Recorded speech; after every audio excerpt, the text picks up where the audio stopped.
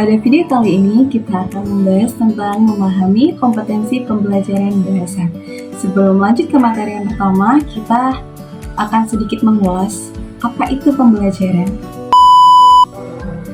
Pembelajaran merupakan sebuah proses yang membantu peserta didik agar dapat belajar dengan baik.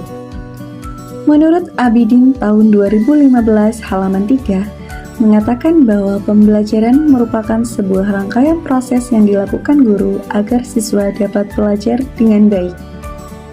Dari sudut pandang siswa, pembelajaran merupakan proses yang berisi seperangkat aktivitas yang dilakukan siswa untuk mencapai tujuan belajar. Selain pembelajaran, terdapat kompetensi pembelajaran yang akan kita bahas dalam video kali ini. Apa sih itu kompetensi pembelajaran?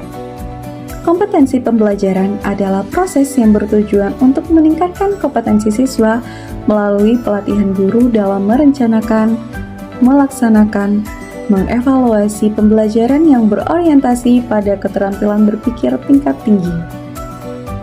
Kompetensi berbahasa merupakan tindakan dengan menggunakan bahasa secara nyata untuk tujuan berkomunikasi.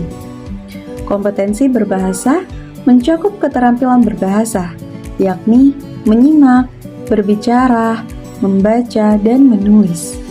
Sebagai aspek kebahasaan dan fungsi komunikatif, pemahaman dan penggunaan bahasa haruslah terintegrasi dalam tes kompetensi pembelajaran bahasa. Artinya, melalui tes kebahasaan akan diukur pengetahuan kebahasaan seseorang, tetapi harus terintegrasi dalam bentuk pemahaman dan penggunaan bahasa secara wajar dan kontekstual.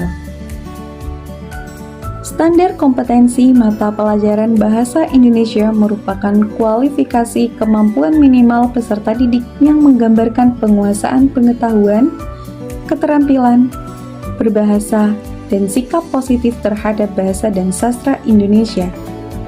Standar kompetensi mata pembelajaran bahasa Indonesia bersumber pada hakikat pembelajaran bahasa, yaitu belajar bahasa merupakan belajar berkomunikasi dan belajar sastra merupakan belajar untuk menghargai karya manusia. Untuk selanjutnya, mari kita menelisik tujuan dari memahami kompetensi pembelajaran bahasa Indonesia. Yuk kita telisik. Standar kompetensi adalah tujuan akhir yang hendak dicapai dalam sebuah dunia pendidikan.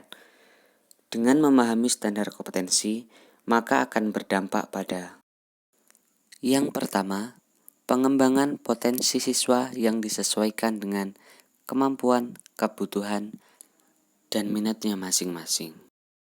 Yang kedua, guru dapat memusatkan perhatian kepada pengembangan kompetensi bahasa siswa dengan menyediakan berbagai kegiatan berbahasa. Dengan memahami kompetensi pembelajaran, guru lebih mandiri dan leluasa dalam menentukan bahan ajar kebahasaan sesuai dengan kondisi lingkungan dan sekolah serta kemampuannya.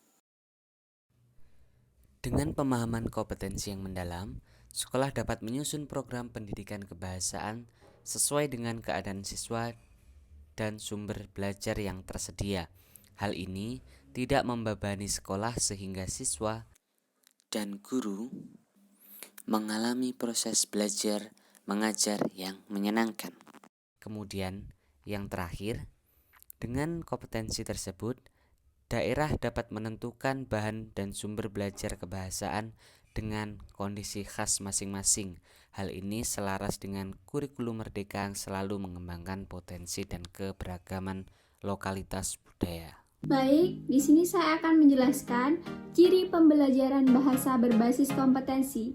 Nah, di sini ada 5 ciri-ciri pembelajaran bahasa berbasis kompetensi. Yang pertama adalah mendukung peningkatan kompetensi siswa. Dalam sistem berbasis kompetensi, proses pembelajaran bahasa lebih menekankan pada ketercapaian kompetensi siswa, sehingga setiap metode dan cara pengajaran yang dilakukan harus dapat mendukung peningkatan kompetensi siswa, baik secara individu maupun secara klasikal. Yang kedua, berorientasi pada hasil belajar dan keberagaman. Selain itu, sistem pembelajaran bahasa berbasis kompetensi lebih berorientasi pada hasil belajar dan keberagaman. Yang ketiga, pendekatan dan metode penyampaian yang bervariasi.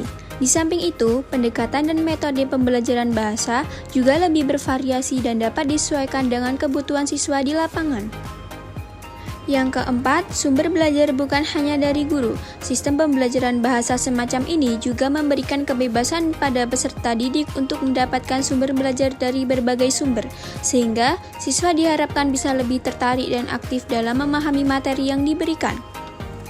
Yang terakhir, penilaian menekankan pada proses dan hasil. Penilaian pencapaian kompetensi dalam sistem pembelajaran bahasa berbasis kompetensi bukan hanya menekankan pada hasil pembelajaran saja, tapi juga dari proses dan upaya penguasaan kompetensi yang dilakukan peserta didik. Yang selanjutnya ada ruang lingkup pembelajaran bahasa. Yang pertama ada menyimak, kedua berbicara, ketiga membaca, dan yang terakhir menulis. Yang pertama, menyimak. Menyimak adalah proses kegiatan mendengarkan lambang-lambang lisan dengan penuh perhatian, pemahaman, apresiasi, serta interpretasi untuk memperoleh informasi, menangkap isinya yang disampaikan oleh pembicara melalui bahasa lisan. Yang kedua ada berbicara. Berbicara adalah kemampuan mengucapkan bunyi-bunyi, artikulasi, atau kata-kata untuk mengekspresikan pikiran, gagasan, dan perasaan. Yang ketiga, membaca. Membaca adalah melihat serta memahami isi dari apa yang tertulis dengan melisankan atau hanya dalam hati. Membaca menjadi salah satu kegiatan penting dalam kehidupan karena dapat memberikan ilmu dan informasi yang bermanfaat. Yang terakhir, menulis. Menulis adalah kegiatan penyampaian pesan, gagasan, perasaan, atau informasi secara tertulis kepada pihak lain.